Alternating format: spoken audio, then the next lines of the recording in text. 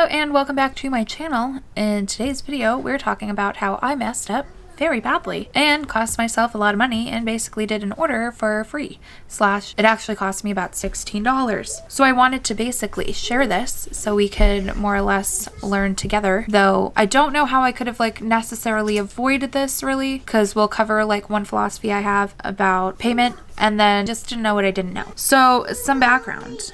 First, the customer had reached out to me wanting a 30-inch diameter pink bomb with a face. It's a gift for her sister. So she asked me how much that would be. Now, typically my custom orders are about $90-ish for my large size. That covers anywhere from 10 to 15 inches. I say 10 in my listing, but I've gone as far as 15. They're usually about a foot tall though. 4 to 5 hours. Usually these are just a little bit more detailed pieces. And it's pretty easy to make a foot tall plushie with blanket yarn. So a lot of times that's what it is. It works up fast. I've done bigger stuff in worsted weight and it's not as profitable time wise on those orders because I never know going into it if they're going to want plush yarn versus worsted weight, but I do offer both. And I don't necessarily care as much about taking a slightly lower hourly on the worsted weight because that yarn is so much cheaper than that yarn. So there is a little bit of a balance to it, but I have never made anything 30-inch diameter. So I'm kind of picturing it in my head. I'm that's probably yay big. I pull out my measuring tape. I'm that's not that bad.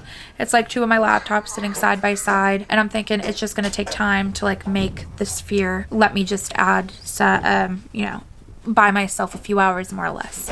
So I quoted her about $125 to do this because again, it's not a super complex order. It's a sphere with two ovally feet and then a face pretty much. Whereas other things I've done full on facial hair on things, dyeing yarn to make the hair right. It's so funny. Yeah, dyeing yarn to make the hair color right. So I've done a lot for some orders using magnets to make magnetic accessories and whatnot. So I quoted $125. This is $35 up from the $90. It buys me a couple extra hours of work, and that's what I thought sounded good. It was not. And we'll get into why in a second. But I don't know how necessarily I could have avoided this because I didn't know what I did not know. And now hopefully you guys are just a little more analytical when you're quoting prices for orders. But I quoted the price to the customer. She said good. She put in her order and then I got started. And this is where my philosophy comes into play. I will not hand to God for anybody. Do your order, start your order, think about your order until I have money in full in hand. And I know that's controversial to people, and I know people will at least do a deposit and then the rest upon finishing, which does kind of give you a little bit of wiggle room to be well, this is actually bigger than I thought it would be, so the payment's going to be adjusted. But see, when you do that, I feel then the customer can say no. And then you've started this project, probably have some money into this project, and then they don't ever finish paying for it. And I think that's problematic. So I'm a payment in full up front. I don't care if you're my mother, sister, brother, or somebody I met off the street. Everybody gets treated the same in my business. So turns out I was wrong because I never made anything that big. So I didn't actually judge correctly how long it was going to take. I'm thinking less than 10 hours. In total, 125 could be worse. Turns out, it's so funny. Turns out it was more 15 hours. So that's not good. And I way misjudged the yarn because here's the thing. I primarily work in weight 6 yarn or even worsted weight from time to time. I don't do a ton in the weight 7. I do use it, but I use it for things like scrunchies, the occasional whale I'll make, so it's a chunky guy. So it's small things, and even a skein like that, you can make a few wheels out of it. So I forgot in my head that there's 4 feet of freaking yarn in a weight 7 skein, and that's what I was using because I needed to make something huge. So instead of using 5-6 skeins of yarn in total, I actually used 11, and those skeins are usually about $10. Thankfully there were some sales going on. I had some store credit and whatnot that I could use, but we're gonna go through exactly what I spent. And I guess before we do that, I'm telling you all about this thing. Let me put up the order of what I made.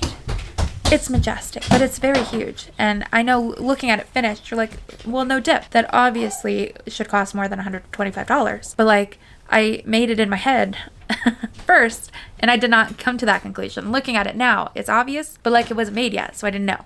But yes, now that we see it, it's cool. I like her. So I used, this is all Sweet Snuggles and like the loops and threads, whatever knockoff, like chunky home chenille yarn from Michaels. This is all from Michaels yarn. They're weight 7. They're 2 brands that are like basically identical yarns, just like slightly different colors. So I used 7 pink skeins. I spent about $53.43 on that. I used a 1 partial skein of mustard yarn. There's like a winder thing on the back. That's what was in mustard. I don't have any pictures of the back view. Well, I do, but I don't. It's a winder. I used about $5. That's a guesstimate. I had it on hand. I used 1 partial skein of gray. That's for like the fuse plate thing, like right under the fuse on it. I also had that on hand. I'm guesstimating about $3 worth maybe, because I made like a little plate, like probably about that big, for like the fuse to rest on. 2 skeins of bright yellow yarn. That's for the 2 feet. That was $14.89. I'm guesstimating I used about $10 in stuffing. This might be a little bit high. And then I normally ship USPS priority mail, and I genuinely like to ship USPS priority mail. It's tracking, it's insured, it's 2 to 4 days, because I know people are trained in like Amazon Prime, so they like their stuff immediately. Now I can't do anything about the processing on things, more or less, because crochet is slow, but I can help, you know, when I go to ship, ensure it doesn't take another week or 2. So that's why I like priority mail. However, when I did a price check on this 24-inch by 19-inch by 20 box, i.e. a stuffing box, because it's the only one I had big enough, that weighed about 15.5 pounds. USPS told me they wanted $133 to ship. And what planet? No. So even though I have it in my listing that that's how I ship, I definitely message the customer. I'm like, listen, I cover the shipping on my end, but like I'm not shipping USPS priority mail because it just quoted me $133. So I hope you understand, but I will be shipping UPS ground.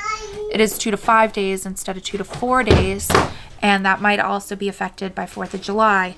But it's only $42. But this customer has been like a delight like the whole time. I mean, all of my customers are. I've pretty much never had a bad customer making custom orders for them, because I'm like so thorough. Like I ask questions. I'm like, this pink or this pink, this yellow or this yellow. Do we want it in this yarn or this yarn? This is what it looks like generally if you do it in like plush yarn versus like worsted weight yarn. And if you're going for a lot of details, this is why I recommend doing it this way. And can I like just experiment to see how felt would look over here, because I think it could look better. But I'm like willing to do whatever you want kind of vibe.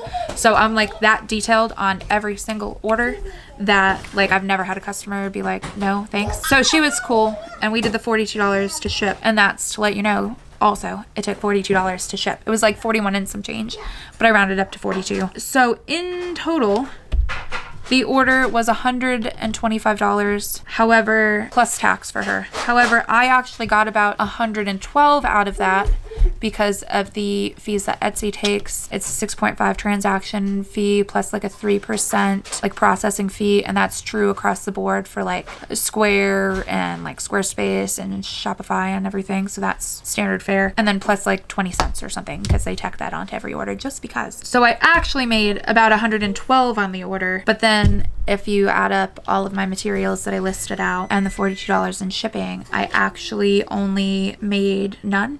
And it cost me $128 in total. So if you count the total order price, not the $112 that I actually made, I've spent an additional $16 to do this order and got paid like 0 hourly dollars.